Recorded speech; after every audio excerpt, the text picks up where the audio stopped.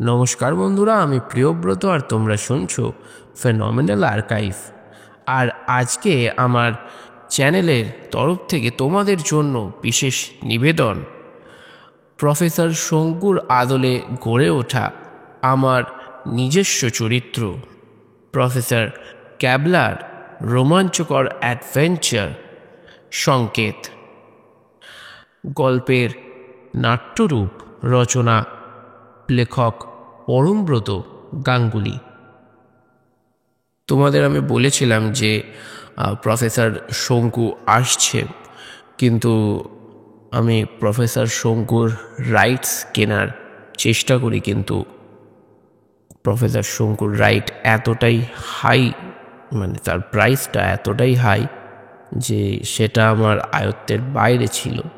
তো সেক্ষেত্রে আমার একটা নিজস্ব চরিত্র ছিলই প্রফেসর ক্যাবলা, কিন্তু সেটাকে কিভাবে নতুনভাবে নিয়ে আসবো সেটা আমি বুঝতে পারছিলাম না। তা সেক্ষেত্রে আমারই এক বন্ধু পরমব্রত, সে লেখালেখির কাজ করে, আর আমি লেখালেখি থেকে বর্তমানে মানে এই 3-4 মাসের জন্য খুবই দূরে আছি লেখালেখির জগৎ থেকে, মানে একদমই সময় পাইনি, তাই লেখালেখিও খুব একটা বেশি হয়নি।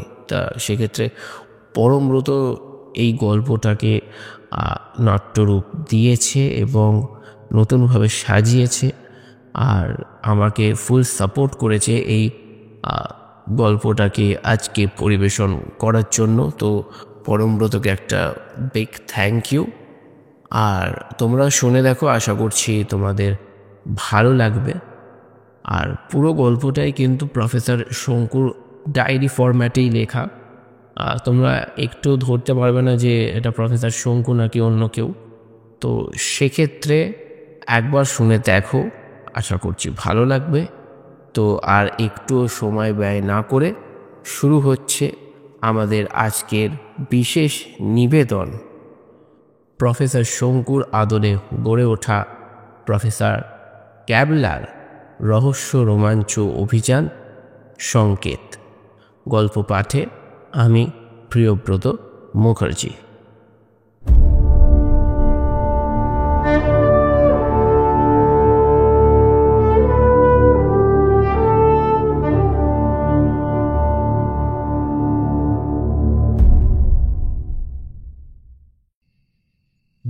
জুলাই 1984। আজ শ্রীনগরের উদ্দেশ্যে রওনা হলাম। আকাশ পরিষ্কার, যদিও দিল্লি পর্যন্ত ট্রেনে গরমে বেশ কষ্ট পেতে হলো। কাশ্মীর উপত্যকার মনোরম দৃশ্য দেখা মাত্রই পথের ক্লান্তি এক নিমেষে উধাও হয়ে গেল। চারিদিকে সবুজের সমারোহ, দূরে বরফ ঢাকা পর্বতচূড়া।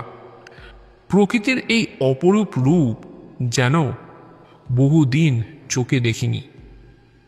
আমার উদ্ভাবিত নতুন যন্ত্র শব্দ তরঙ্গ বিশ্লেষকের পরীক্ষামূলক প্রয়োগের জন্য এর চেয়ে ভালো জায়গা আর কিছু হতে পারত না। যন্ত্রটি শব্দের কম্পন বিশ্লেষণ করে তার উৎস এবং প্রকৃতি সম্পর্কে বিস্তারিত তথ্য দিতে সক্ষম। আমার বিশ্বাস এই আবিষ্কার ভূতত্ত্ব, আবহাওয়াবিদ্যা, এমনকি চিকিৎসা বিজ্ঞানেও এক নতুন দিগন্ত উন্মোচন করবে। শ্রীনগরে আমার পুরনো বন্ধু ডক্টর ইকবাল হায়দারের বাগানবাড়িতে উঠেছি। ইকবাল এখানকার বিখ্যাত উদ্ভিদ বিজ্ঞানী এবং কাশ্মীর বিশ্ববিদ্যালয়ের অধ্যাপক। বহু বছর পর তার সঙ্গে দেখা হওয়ায় পুরনো দিনের কত স্মৃতি না ভিড় করে এলো চোখের সামনে। ইকবাল আমার যন্ত্রটি দেখে বেশ কৌতূহলী হলো। তাকে শব্দতরঙ্গ বিশ্লেষকের কার্যকারিতা কিছুটা দেখালাম।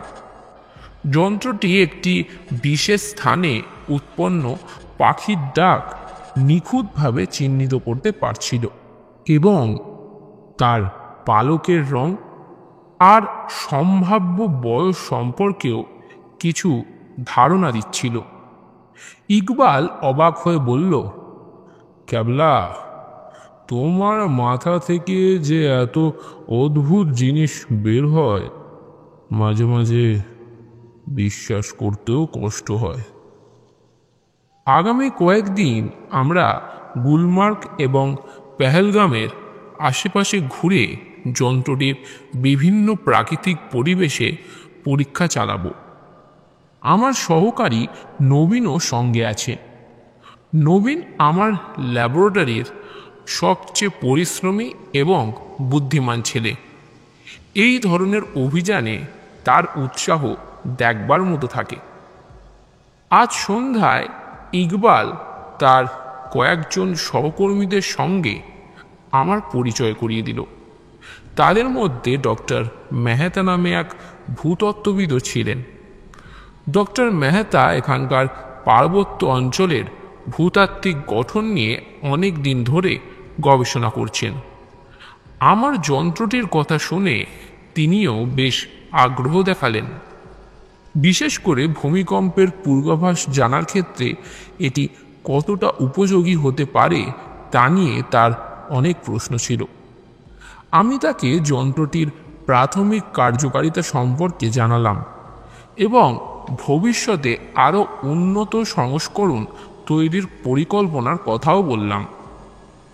রাতের খাবার টেবিলে ইকবালের স্ত্রী মেহেরবানু কাশ্মীরি রান্না পরিবেশন করলেন। অপূর্ব স্বাদ। কাশ্মীরি পণ্ডিতদের ঐতিহ্যবাহী রান্না এবং এখানকার মানুষের আন্তরিকতা আমাকে মুগ্ধ করেছে। কাল সকালে আমরা গুলমার্গের উদ্দেশ্যে রওনা হব। সেখানে একটি নির্জন পাহাড়ি অঞ্চলে শব্দ তরঙ্গ বিশ্লেষকের প্রথম পূর্ণাঙ্গ পরীক্ষা চালানোর পরিকল্পনা আছে। আশা করি আবহাওয়া অনুকূল থাকবে। 21শে জুলাই 1984। আজ গুলমার্গে পৌঁছে একটি পুরনো ডাকবাংলোয় আশ্রয় নিলাম। চারপাশের দৃশ্য সত্যি মনোরম। দিগন্ত জোড়া সবুজ তৃণভূমি আর তার মাঝে মাথা উঁচু করে দাঁড়িয়ে থাকা দেবদারু গাছের সারি। মনে শান্তি ভরে গেল। দুপুরের পর নবীনকে সঙ্গে নিয়ে একটি উপযুক্ত জায়গার সন্ধানে বের হলাম, যেখানে যন্ত্রটি স্থাপন করে পরীক্ষা চালানো যায়। আমরা একটি অপেক্ষাকৃত নির্জন উপত্যকা খুঁজে পেলাম, যেখানে বিভিন্ন ধরনের পাখির কলরব শোনা যাচ্ছিল এবং ঝর্ণার মৃদু জলধারা বয়ে যাচ্ছিল। এই স্থানটি শব্দ তরঙ্গ বিশ্লেষকের কার্যকারিতা পরীক্ষার জন্য আদর্শ মনে হলো। যন্ত্রটি স্থাপন করার পর প্রথম যে শব্দটি ধরা পড়ল সেটি ছিল একটি বিশেষ প্রজাতির পাহাড়ি পাখির ডাক, কোকিলা। যন্ত্রটি শুধু ডাকটি চিহ্নিত করল না, বরং তার আনুমানিক দূরত্ব, উচ্চতা এবং কণ্ঠস্বরের তীব্রতাও নিখুঁতভাবে নির্ণয় করল। এরপর ঝর্ণার জলের কলকল ধ্বনি, বাতাসের সনসন শব্দ এবং ভেড়ার পালের ঘণ্টার আওয়াজও যন্ত্রটি আলাদাভাবে বিশ্লেষণ করে তাদের বৈশিষ্ট্য তুলে ধরল। আমি এবং নবীন দুজনেই এই প্রাথমিক সাফল্যে বেশ উৎসাহিত বোধ করলাম। তবে সন্ধ্যায় একটি অপ্রত্যাশিত ঘটনা ঘটল।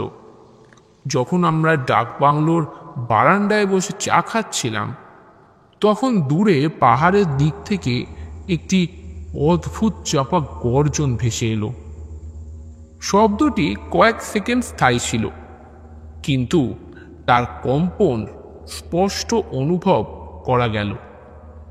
আমার মনে হলো যেন মাটির নিচ থেকে কোনো বিশাল শক্তি জেগে উঠেছে। নবীনও ভয় আমার হাত চেপে ধরল। ইকবালকে সঙ্গে সঙ্গে ফোন করে শব্দটির কথা জানালাম। সে প্রথমে তেমন গুরুত্ব না দিলেও আমার উদ্বেগের কথা শুনে বলল যে কয়েক বছর আগে এই অঞ্চলে একই রকম রহস্যময় গর্জন শোনা গিয়েছিল, কিন্তু তার কোনো সঠিক ব্যাখ্যা পাওয়া যায়নি। স্থানীয় লোকেরা অবশ্য নানা ধরনের অলৌকিক কাহিনী শোনায়। এই ঘটনায় আমার কৌতূহল আরও বেড়ে গেল। শব্দ তরঙ্গ বিশ্লেষক সম্ভবত এই রহস্যময় শব্দটির উৎস এবং প্রকৃতি সম্পর্কে কোনো তথ্য দিতে পারবে। আগামীকাল সকালে আমরা আবার সেই উপত্যকায় যাব এবং যন্ত্রটি আরও সংবেদনশীলভাবে স্থাপন করে শব্দটির পুনরাবৃত্তি শোনার চেষ্টা করব। 22 জুলাই 1984। আজ সকাল থেকেই মনটা বেশ অস্থির ছিল। রাতের সেই রহস্যময় গর্জন কিছুতেই মাথা থেকে যাচ্ছিল না। আমরা খুব ভোরে উঠে সেই উপত্যকায় গেলাম যেখানে গতকাল যন্ত্রটি স্থাপন করেছিলাম। নবীন সাবধানে শব্দ তরঙ্গ বিশ্লেষকটিকে আরও উন্নত মোডে সেট করল যাতে ক্ষীণতম শব্দ ধরা পড়ে। প্রায় ঘণ্টাখানেক অপেক্ষা করার পরও কোনো অস্বাভাবিক শব্দ শোনা গেল না। আমরা যখন হতাশ হয়ে ফিরে আসার কথা ভাবছি, ঠিক তখনই আবার সেই চাপা গর্জন। তবে এবার শব্দটি আগের চেয়ে কিছুটা জোরালো এবং স্পষ্ট ছিল। যন্ত্রের স্ক্রিনে শব্দের কম্পনের একটি অস্বাভাবিক তরঙ্গ দেখা গেল। তরঙ্গটি পরিচিত কোনো প্রাকৃতিক শব্দের কম্পনের সঙ্গে মিলছিল না। আমি দ্রুত ডেটা রেকর্ড করলাম এবং নবীনকে নির্দেশ দিলাম চারপাশের শব্দ মনোযোগ দিয়ে শোনার জন্য। কিছুক্ষণ পর আমরা দুজনেই লক্ষ্য করলাম যে শব্দটির উৎস যেন পাহাড়ের ভেতরের কোনো গভীর স্থান থেকে আসছে। হঠাৎ উপত্যকার অন্য দিক থেকে একটি জিপ দ্রুত গতিতে আমাদের দিকে আসতে দেখা গেল। জিপ থেকে একজন দীর্ঘদেহী ব্যক্তি নামলেন। তার মুখ কালো কাপড়ে ঢাকা এবং তার হাতে একটি রিভলভার। লোকটিকে দেখেই আমার মনে একটা অজানা আশঙ্কা জন্ম নিল। লোকটি আমাদের কাছে এসে কর্কশ স্বরে বলল, তোমরা এখানে কি করছো? এটা নিষিদ্ধ এলাকা। আমি শান্তভাবে উত্তর দেওয়ার চেষ্টা করলাম, আমরা বিজ্ঞানী, এখানে একটি নতুন যন্ত্রের পরীক্ষা চালাচ্ছি। লোকটি আমার কথা যেন বিশ্বাস করল না। সে রিভলভার উঁচিয়ে বলল, কিসের পরীক্ষা? হ্যাঁ, সত্যি কথা না বললে তোমাদের দুজনকে এখানেই আজ শেষ করে দেবো। হ্যাঁ, তোমরা চেনো না কিন্তু আমাকে। পরিস্থিতি ক্রমেই খারাপের দিকে যাচ্ছে বুঝতে পেরে আমি ইকবালকে ফোন করার চেষ্টা করলাম, কিন্তু এখানে মোবাইল ফোনের নেটওয়ার্ক পাওয়া যাচ্ছিল না। নবীন ভয়ে কাঁপতে শুরু করেছে। আমার মনে হচ্ছে আমরা কোনো বড় ধরনের বিপদের মুখে পড়তে চলেছি। মুখোশধারী লোকটির হাতে উদ্যত রিভলভার দেখে মুহূর্তের জন্য আমার সমস্ত চিন্তা লোপ পেল। নবীন আমার পিছনে পাথরের মতো জমে গেল। লোকটির চোখের তীক্ষ্ণ দৃষ্টি এবং রুক্ষ কণ্ঠস্বর বুঝিয়ে দিচ্ছিল যে সে কোনো রকম আপোষ করতে রাজি নয়। সাহস সঞ্চয় করে আমি বললাম, দেখুন, আমরা সত্যি বিজ্ঞানী। আমরা শব্দ নিয়ে গবেষণা করছি এবং আমাদের এই যন্ত্রটি। আমার কথা শেষ না হতেই লোকটি গর্জে উঠল, শব্দ? কিসের শব্দ? তোমরা নিশ্চয়ই গুপ্তচর। সরকারের হয়ে এখানে নজরদারি করতে এসেছো না? দাঁড়াও, তোমাদের মজা দেখাচ্ছি এবার। আমি হতভম্ব হয়ে গেলাম। গুপ্তচর বৃত্তির অভিযোগ সম্পূর্ণ ভিত্তিহীন এবং হাস্যকর।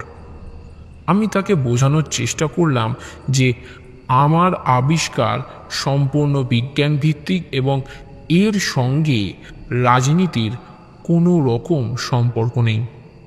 কিন্তু লোকটি আমার কোনো কথাই শুনতে রাজি ছিল না। তার চোখে মুখে সন্দেহ এবং বিদ্বেষ স্পষ্ট। হঠাৎ দূরে জিপের হর্ন শোনা গেল। মুখোশধারী লোকটি চকিত হয়ে সেদিকে তাকালো। সেই সুযোগে আমি নবীনকে ইশারা করলাম সরে যাওয়ার জন্য। আমরা দুজনে দ্রুত পাহাড়ের খাঁজে আশ্রয় নেওয়ার চেষ্টা করলাম, কিন্তু লোকটি ততক্ষণে আমাদের উদ্দেশ্য বুঝে ফেলেছে। সে আমাদের লক্ষ্য করে গুলি ছুঁড়ল। ভাগ্যক্রমে গুলিটি আমাদের গা ঘেঁষে বেরিয়ে গেল। আমরা কোনো মতে একটি বড় পাথরের আড়ালে নিজেদের রক্ষা করলাম। লোকটির জিপ ক্রমশ কাছে আসছে। বুঝতে পারছিলাম পালানো সহজ হবে না। নবীন ফিসফিস করে বলল, স্যার, এখন কি হবে? এখন কি হবে?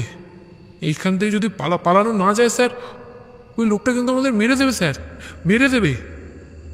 আমি দ্রুত চিন্তা করার চেষ্টা করছিলাম। আমার কাছে আত্মরক্ষা করার মতো কিছুই নেই। শব্দ তরঙ্গ বিশ্লেষক যন্ত্রটি মূল্যবান হলেও এই মুহূর্তে তা কোনো কাজে আসবে না। হঠাৎ আমার মনে পড়ল আমার মালপত্রের মধ্যে একটি ছোট দূরবীন আছে, যার সঙ্গে একটি শক্তিশালী আলোও যুক্ত। হয়তো সেই আলো লোকটির চোখে ধাঁধা লাগিয়ে কিছুক্ষণের জন্য বিভ্রান্ত করে আমাদের পালানোর সুযোগ করে দিতে পারে। ঝুঁকি নিয়ে আমি পাথরের আড়াল থেকে সামান্য ঝুঁকে দূরবীনটি বের করলাম এবং লোকটির জিভ লক্ষ্য করে আলো ফেললাম। তীব্র আলো সরাসরি লোকটির মুখের ওপর পড়ায় সে কিছুক্ষণের জন্য হতচকিত হয়ে গেল। সেই সুযোগে আমি এবং নবীন দৌড়ে পাহাড়ের আরও গভীরে প্রবেশ করলাম। পাথুরে এবং ভঙ্গুর পথে দৌড়ানো খুবই কঠিন ছিল। আমাদের পিছনে লোকটির বুটের আওয়াজ এবং মাঝে মাঝে গুলির শব্দ শুনতে পাচ্ছিলাম। বুঝতে পারছিলাম সে আমাদের পিছু এত সহজে ছাড়বে না। দীর্ঘক্ষণ দৌড়ানোর পর আমরা একটি ঘন জঙ্গলের মধ্যে প্রবেশ করলাম। গাছের ঘন পাতা এবং ঝোপঝাড়ের কারণে আমাদের অনুসরণ করা লোকটির পক্ষে কঠিন হয়ে পড়ল। আমরা একটি বড় গাছের গুঁড়ির আড়ালে হাঁপাতে লাগলাম। কিছুক্ষণ পর গুলির শব্দ বন্ধ হলো। সম্ভবত লোকটি আমাদের হারিয়ে ফেলেছে ভেবে ফিরে গেছে, কিন্তু আমার মন বলছে বিপদ এখনো কাটেনি। মুখোশধারী লোকটি নিশ্চয়ই এখানকার প্রভাবশালী কেউ হবে এবং সে সহজে আমাদের ছেড়ে দেবে না। জঙ্গলটি বেশ নির্জন এবং অন্ধকার। আমরা কোথায় এসেছি তা বুঝতে পারছিলাম না। নবীন ক্লান্তিতে মাটিতে বসে পড়ল। আমারও শরীর দুর্বল লাগছিল, কিন্তু এই মুহূর্তে বিশ্রাম নেওয়ার কোনো সুযোগ নেই। আমাদের দ্রুত এখান থেকে বেরিয়ে যাওয়া দরকার। অনেকক্ষণ ধরে জঙ্গলের মধ্যে পথ চলার পর আমরা একটি ছোট্ট পাহাড়ি ঝর্ণার ধারে এসে পৌঁছলাম। ঠান্ডা জলে মুখ ধুয়ে কিছুটা শান্তি পেলাম। জল পান করে শরীরটা একটু চাঙ্গা হলো। ঝর্ণার ধারে কিছু বন্য ফল দেখতে পেলাম। নবীন সেগুলিকে চিনতে পারল এবং জানালো যে এগুলিকে খাওয়া যায়। কিছুটা ফল খেয়ে আমরা আবার পথ চলা শুরু করলাম। সন্ধ্যা ঘনিয়ে আসছে, আকাশ রক্তিম বর্ণ ধারণ করেছে। দূরে পাহাড়ের চূড়ায় শেষ আলোটুকু চিকচিক করছে। জঙ্গলের নীরবতা ক্রমশ গাঢ় হয়ে উঠছে এবং নানা ধরনের পোকামাকড়ের ডাক শোনা যাচ্ছে। হঠাৎ জঙ্গলের নিস্তব্ধতা ভেঙে একটি পরিচিত কণ্ঠস্বর ভেসে এলো। ক্যাবলা, নবীন, তোমরা কোথায়? ইকবাল এসেছে। তার কণ্ঠস্বর শুনে আমার বুকের ভেতরটা ধড়াস করে উঠল। আমরা চিৎকার করে ইকবালের ডাকে সাড়া দিলাম। কিছুক্ষণ পর জঙ্গলের মধ্যে টর্চের আলো দেখতে পেলাম এবং ইকবালকে আমাদের দিকে ছুটে আসতে দেখলাম। ইকবাল আমাদের বিধ্বস্ত অবস্থা দেখে অত্যন্ত উদ্বিগ্ন হয়ে পড়ল। সে জানালো ডাকবাংলোয় আমাদের না দেখে এবং গুলির শব্দ শুনে সে পুলিশে খবর দিয়েছিল এবং নিজেই আমাদের খুঁজতে বেরিয়েছিল। আমরা ইকবালকে মুখোশধারী লোকটির কথা এবং আমাদের অভিজ্ঞতার কথা বিস্তারিতভাবে বললাম। ইকবাল সব শুনে গম্ভীর হয়ে গেল। সে বলল, এই অঞ্চলে কিছু দুষ্কৃতী সক্রিয় রয়েছে এবং সম্ভবত তারাই কোনো অবৈধ কার্যকলাপ চালাচ্ছে, যা আমরা আমাদের যন্ত্রের মাধ্যমে জেনে ফেলেছি এবং সেই ব্যাপারেই তারা ভয় পেয়েছে। ইকবাল আমাদের দ্রুত তার বাগান বাড়িতে ফিরে যাওয়ার পরামর্শ দিল। তার মতে এখন পুলিশের সাহায্য ছাড়া এখানে থাকা নিরাপদ নয়।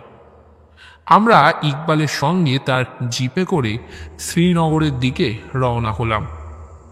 রাতের অন্ধকারে পাহাড়ের পথ ধরে চলতে চলতে আমার মনে একটাই প্রশ্ন বারবার ঘুরপাক খাচ্ছিল। সেই রহস্যময় গর্জন এবং মুখোশধারী লোকটির হুমকির মধ্যে কোনো সম্পর্ক নেই তো? আর আমাদের শব্দতরঙ্গ বিশ্লেষক যন্ত্রটি কি এমন কোনো গোপন তথ্য উন্মোচন করেছে যা এই দুষ্কৃতীদের ভীত করে তুলেছে? 23 জুলাই 1984।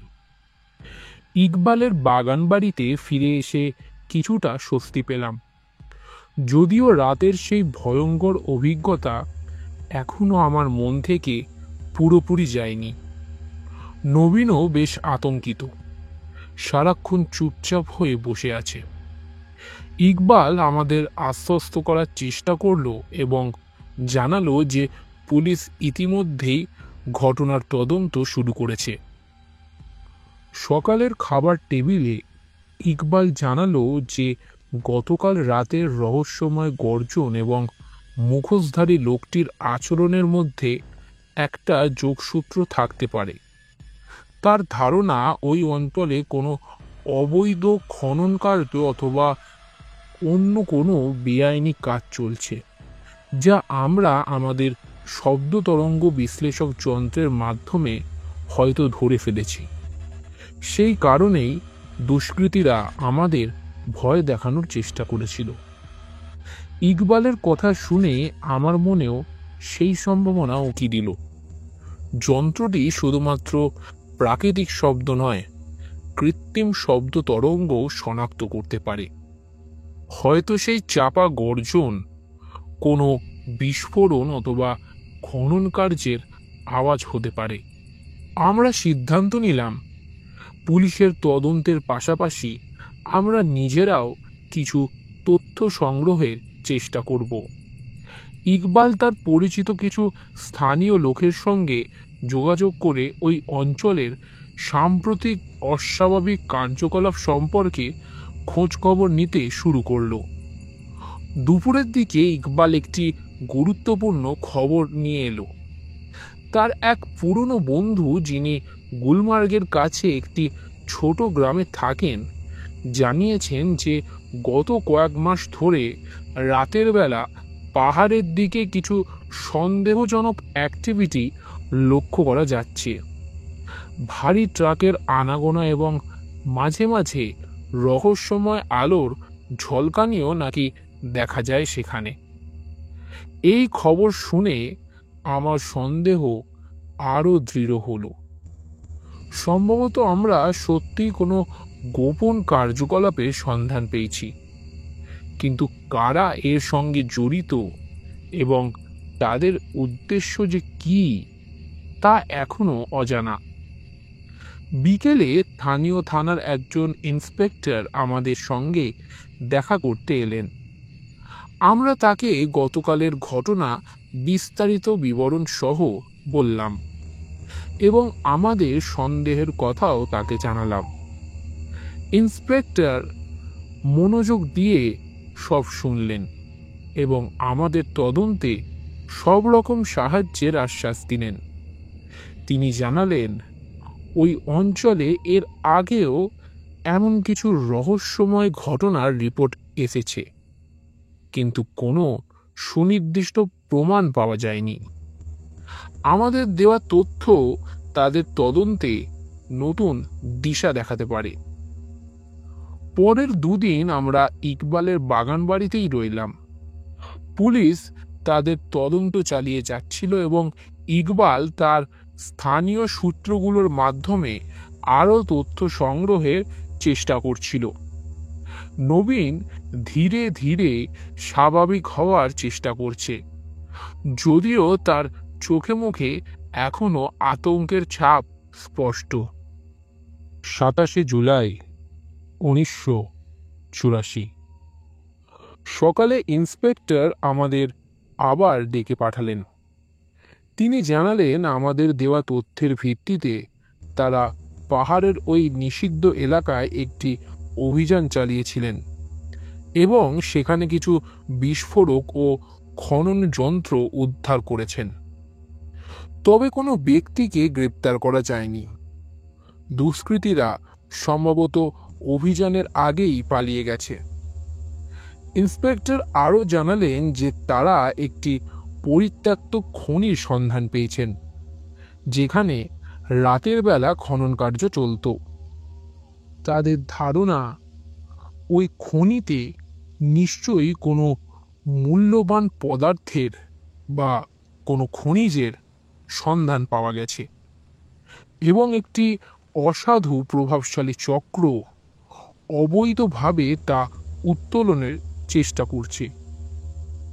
এই খবর শুনেই আমি বুঝতে পারলাম, গতকাল আমরা যে রহস্যময় গর্জন শুনেছিলাম তা আসলে ওই খনিতে বিস্ফোরণের আওয়াজ ছিল, আর মুখোশধারী লোকটি সম্ভবত ওই চক্রের কোনো সদস্য, যে আমাদের উপস্থিতি টের পেয়ে ভয় পেয়ে গিয়েছিল। ইন্সপেক্টর আমাদের সাহসের প্রশংসা করলেন এবং জানালেন যে আমাদের দেওয়া তথ্যের জন্যই তারা এই অবৈধ কার্যকলাপের পর্দা ফাঁস করতে সক্ষম হয়েছেন। তিনি আমাদের কিছুদিন সাবধানে থাকার পরামর্শ দিলেন, কারণ দুষ্কৃতীরা এখনও পলাতক এবং প্রতিশোধ নেওয়ার চেষ্টা করতে পারে। কাশ্মীরে আমাদের অভিযানের অপ্রত্যাশিত সমাপ্তি ঘটল।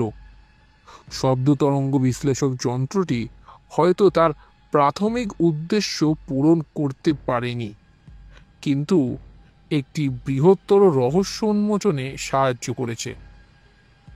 আমার আবিষ্কার যে শুধুমাত্র বৈজ্ঞানিক গবেষণার ক্ষেত্রেই নয়, বরং সমাজবিরোধী কার্যকলাপের বিরুদ্ধেও একটি শক্তিশালী হাতিয়ার হতে পারে, তা আমি এই প্রথম উপলব্ধি করলাম। ইকবাল আমাদের আরও কিছুদিন তার আতিথ্য গ্রহণ করার জন্য অনুরোধ করল, কিন্তু আমার মনে হচ্ছিল এবার কলকাতার দিকে ফেরা উচিত। নবীনও বাড়ি ফেরার জন্য উৎসুক হয়ে আছে। 29 জুলাই 1984 আমরা শ্রীনগর থেকে দিল্লির উদ্দেশ্যে রওনা হলাম। কাশ্মীর উপত্যকার মনোরম দৃশ্য এবার আর তেমনভাবে মনকে স্পর্শ করল না। আমার মন জুড়ে ছিল সেই রহস্যময় গর্জন, মুখোশধারী লোকটির আতঙ্কিত মুখ এবং একটি অবৈধ চক্রের লোভের অন্ধকার দিক। কলকাতায় ফিরে আসার পর আমি শব্দ তরঙ্গ বিশ্লেষক যন্ত্রটিকে আরও উন্নত করার কাজে মন দিলাম। আমার বিশ্বাস ভবিষ্যতে এই যন্ত্রটি আরও শক্তিশালী এবং কার্যকরী হয়ে উঠবে এবং সমাজের কল্যাণে আরও বেশি ভূমিকা রাখতে পারবে। কাশ্মীরের সেই অভিজ্ঞতা আমার জীবনের এক গুরুত্বপূর্ণ অধ্যায় হয়ে থাকবে, যা আমাকে শুধুমাত্র বৈজ্ঞানিক আবিষ্কারের সম্ভাবনাই দেখায়নি, বরং সমাজের অন্ধকার দিকগুলির সঙ্গেও পরিচয় করিয়ে দিয়েছে। 30শে জুলাই 1984। কলকাতায় ফিরে এসে ল্যাবরেটরির পরিচিত পরিবেশে কিছুটা শান্তি পেলাম। নবীনও ধীরে ধীরে তার স্বাভাবিক ছন্দে ফিরছে। কাশ্মীরের সেই রোমাঞ্চকর অথচ ভীতিকর অভিজ্ঞতা আমাদের দুজনের জীবনেই এক গভীর ছাপ ফেলেছে। শব্দ তরঙ্গ বিশ্লেষকের নকশা নিয়ে আমি আবার ডুবে গেলাম, নতুন করে কিছু ত্রুটি সংশোধন এবং কার্যকারিতা বৃদ্ধির চেষ্টায়। কয়েক সপ্তাহ কেটে গেল। ল্যাবরেটরিতে দিনরাত পরিশ্রম করে যন্ত্রটির একটি উন্নত সংস্করণ তৈরি করলাম। এটি এখন আরও সূক্ষ্ম শব্দ তরঙ্গ ধরতে পারে এবং তাদের উৎস সম্পর্কে আরও বিস্তারিত তথ্য দিতে সক্ষম। আমার মনে হচ্ছিল কাশ্মীরের সেই রহস্যময় গর্জন এবং অবৈধ খনন কার্যের রহস্য পুরোপুরি ভেদ না করতে পারার একটা অতৃপ্তি যেন এখনো আমার মনের মধ্যে রয়ে গেছে। একদিন সন্ধ্যায় যখন আমি ল্যাবরেটরিতে কাজ করছি, তখন দরজায় কড়া নাড়ার শব্দ শুনলাম। দরজা খুলে দেখি সামনে দাঁড়িয়ে ইন্সপেক্টর রয়। কাশ্মীরে আমাদের সঙ্গে যে পুলিশ অফিসার ছিলেন তিনি। তাকে কলকাতায় দেখে আমি বেশ অবাক হলাম। ইন্সপেক্টর রয় ঘরে ঢুকে সরাসরি কাজের কথা এলেন। তিনি জানালেন, কাশ্মীরের খনি থেকে উদ্ধার হওয়া বিস্ফোরক এবং অন্যান্য সরঞ্জাম পরীক্ষা করে তারা একটি গুরুত্বপূর্ণ সূত্র পেয়েছেন। ওই বিস্ফোরকগুলি কলকাতার একটি বিশেষ কারখানা থেকে সরবরাহ করা হয়েছিল এবং তাদের কাছে খবর আছে যে ওই কারখানার মালিক সম্প্রতি বিপুল পরিমাণ বিস্ফোরক অবৈধভাবে বিক্রি করেছেন। আমার কৌতূহল চরমে পৌঁছল। ইন্সপেক্টর রয় আরও জানালেন যে তারা সেই কারখানার মালিককে জিজ্ঞাসাবাদ করার জন্য কলকাতায় এসেছেন এবং এই ব্যাপারে আমার সাহায্য প্রয়োজন। যেহেতু শব্দ তরঙ্গ বিশ্লেষক যন্ত্রটি ওই বিশেষ ধরনের বিস্ফোরণের শব্দ শনাক্ত করতে পেরেছিল, তাই তারা চান আমি যেন তাদের তদন্তে সাহায্য করি। পরের দিন সকালে আমি ইন্সপেক্টর রয়ের সঙ্গে সেই বিস্ফোরক কারখানায় গেলাম। কারখানার মালিক একজন বয়স্ক এবং প্রভাবশালী ব্যক্তি। প্রথমে সবকিছু অস্বীকার করেন, কিন্তু যখন ইন্সপেক্টর রয় কাশ্মীরের ঘটনার উল্লেখ করলেন এবং আমার যন্ত্রটির বিশেষত্বের কথা বললেন, তখন তিনি কিছুটা নড়ে বসলেন। আমি শব্দ তরঙ্গ বিশ্লেষকের উন্নত সংস্করণটি কারখানার একটি নির্জন ঘরে স্থাপন করলাম।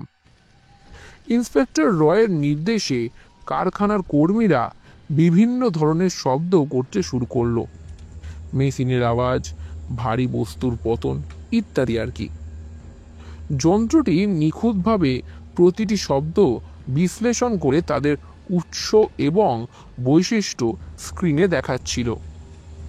এরপর ইন্সপেক্টর রয় একটি টেপ রেকর্ডার বাজালেন। সেটি ছিল কাশ্মীরের সেই রহস্যময় গর্জনটির রেকর্ড করা অংশ, যা আমরা যন্ত্রটিতে ধরেছিলাম। যন্ত্রটি কয়েক মুহূর্ত সেই শব্দটি বিশ্লেষণ করার পরই স্ক্রিনে একটি বিশেষ তরঙ্গ দৈর্ঘ্য এবং কম্পনের সংকেত দেখালো, যা কারখানার একটি নির্দিষ্ট মেশিনের শব্দের সঙ্গে হুবহু মিলে যাচ্ছিল। প্রমাণ হাতে আসতেই কারখানার মালিক আর অস্বীকার করতে পারলেন না। তিনি স্বীকার করলেন যে অবৈধ খনন কার্যের সঙ্গে তার যোগসাজশ ছিল এবং তিনি মোটা টাকার লোভে বিস্ফোরক সরবরাহ করেছিলেন। তদন্তের এই পর্যায়ে এসে আমি ভেবেছিলাম কাশ্মীরের রহস্যের জবনিকা পতন হলো, কিন্তু ইন্সপেক্টর রয় তখনও যেন কিছু একটা নিয়ে চিন্তিত ছিলেন। তিনি বললেন, ধরা পড়া লোকটি শুধুমাত্র একজন মধ্যস্থতাকারী, মানে মিডলম্যান আর কি। আসল মাথা এখনো অধরা। কয়েকদিন পর ইন্সপেক্টর রয় আবার আমার ল্যাবরেটরিতে এলেন। তার মুখে এক গভীর উদ্বেগের ছাপ। তিনি জানালেন, তদন্তে একটি অপ্রত্যাশিত মোড় এসেছে। কাশ্মীর খনিতে যে মূল্যবান খনিজ পদার্থের সন্ধান পাওয়া গিয়েছিল সেটি আসলে কোনো সাধারণ পাথর বা ধাতু নয়, সেটি ছিল চন্দ্রকান্তমণি, এক বিশেষ ধরনের তেজস্ক্রিয় খনিজ যা অত্যন্ত মূল্যবান এবং বিরল। চন্দ্রকান্তমণি নামটি শুনে আমার শিরদাঁড়া দিয়ে একটা ঠান্ডা স্রোত বয়ে গেল। আমি ভূতত্ত্বের বইতে এই মণির কথা পড়েছি। কথিত আছে এই মণি থেকে এক বিশেষ ধরনের শক্তি নির্গত হয়, যা বৈজ্ঞানিক এবং আধ্যাত্মিক উভয় ক্ষেত্রেই অত্যন্ত গুরুত্বপূর্ণ। ইন্সপেক্টর রয় জানালেন, তাদের ধারণা একটি আন্তর্জাতিক চোরাকারবারি চক্র এই মণি হস্তগত করার জন্য দীর্ঘদিন ধরে চেষ্টা চালাচ্ছিল এবং কাশ্মীরের ওই খনন কার্য ছিল তারই অংশ। মুখোশধারী লোকটি আসলে ওই চক্রের একজন সদস্য ছিল, যে আমাদের উপস্থিতি টের পেয়ে ভয় পেয়ে গিয়েছিল। কিন্তু এখানেই গল্পের শেষ নয়। ইন্সপেক্টর রয় আরও একটি চাঞ্চল্যকর তথ্য আমাকে দিলেন। তাদের তদন্তে জানা গেছে প্রফেসর ইকবাল হায়দারেরও এই চক্রের সঙ্গে গোপন যোগাযোগ ছিল। তিনি আসলে ওই মূল্যবান খনিজটির সন্ধান পাওয়ার জন্য চোরা কারবারিদের সাহায্য করছিলেন এবং আমাদের ব্যবহার করছিলেন তাদের কার্যকলাপের উপর থেকে দৃষ্টি সরানোর জন্য। ইকবালের নাম শুনে আমি স্তম্ভিত হয়ে গেলাম। যে মানুষটি আমাদের আশ্রয় দিয়েছিলেন, যিনি বন্ধুর মতো আমাদের পাশে ছিলেন, তিনি আসলে এই ষড়যন্ত্রের মূল হোতা। তার অমায়িক ব্যবহার এবং বিজ্ঞানের মুখোশের আড়ালে যে এত বড় একটি অপরাধ লুকিয়েছিল তা আমার কল্পনারও বাইরে। ইন্সপেক্টর রয় জানালেন, ইকবালকে ইতিমধ্যেই গ্রেপ্তার করা হয়েছে। তার বাগান বাড়ির একটি গোপন কুঠুরি থেকে চন্দ্রকান্ত মণির কিছু অংশ উদ্ধার করা হয়েছে। এই অপ্রত্যাশিত টুইস্ট আমার মনকে গভীরভাবে আলোড়িত করল। কাশ্মীরের সেই অভিযান, যা একটি বৈজ্ঞানিক অনুসন্ধিৎসা নিয়ে শুরু হয়েছিল, শেষ পর্যন্ত বিশ্বাসঘাতকতা এবং লোভের এক অন্ধকার জগতে গিয়ে পৌঁছালো। শব্দ তরঙ্গ বিশ্লেষক হয়তো রহস্যের কিছু সূত্র উন্মোচন করেছিল, কিন্তু মানুষের ভেতরের জটিল মনস্তত্ত্ব এবং নীচতাকে পুরোপুরি ভেদ করা বোধহয় কোনো যন্ত্রের পক্ষেই সম্ভব নয়। কাশ্মীরের স্মৃতি আমার কাছে চিরকাল এক মিশ্র অনুভূতি নিয়ে গাঁথা থাকবে। একদিকে প্রকৃতির অপরূপ সৌন্দর্য, অন্যদিকে মানুষের লোভের কদর্য রূপ। আর প্রফেসর ইকবাল হায়দারের বিশ্বাসঘাতকতা আমাকে শিখিয়ে গেল মানুষের বাইরের আবরণ দেখে তার ভেতরের উদ্দেশ্য সম্পর্কে ধারণা করা কতটা কঠিন। বিজ্ঞান যেমন প্রকৃতির রহস্য উন্মোচন করে, তেমনি মানুষের মনও এক গভীর রহস্যের আধার, যার কিনারা খুঁজে পাওয়া সহজ নয়। শেষ হলো আমাদের আজকের বিশেষ নিবেদন। প্রফেসর শঙ্কুর আদলে গড়ে ওঠা প্রফেসর ক্যাবলার রহস্য রোমাঞ্চ কাহিনী সংকেত। গল্প পাঠে আমি প্রিয়ব্রত মুখার্জি। গল্পের নাট্যরূপ রচনায় লেখক পরমব্রত গাঙ্গুলি। আশা করব আজকের এই গল্পটি আপনাদের খুব ভালো লেগেছে। আর যদি ভালো লেগে থাকে, লাইক, শেয়ার এবং কমেন্ট অতি অবশ্যই করবেন। আর এরকম নিত্য নতুন গল্প পেতে অবশ্যই চ্যানেলটাকে সাবস্ক্রাইব করবেন। তো আজকের জন্য এইটুকুই। দেখা হবে আগামী সপ্তাহে আরও কোনো নতুন গল্প, রহস্য রোমাঞ্চ অথবা ফ্যান ফিকশন নিয়ে। ততদিনের জন্য সবাই ভালো থাকবেন, সুস্থ থাকবেন, আনন্দে থাকবেন এবং সর্বোপরি গল্পে থাকবেন।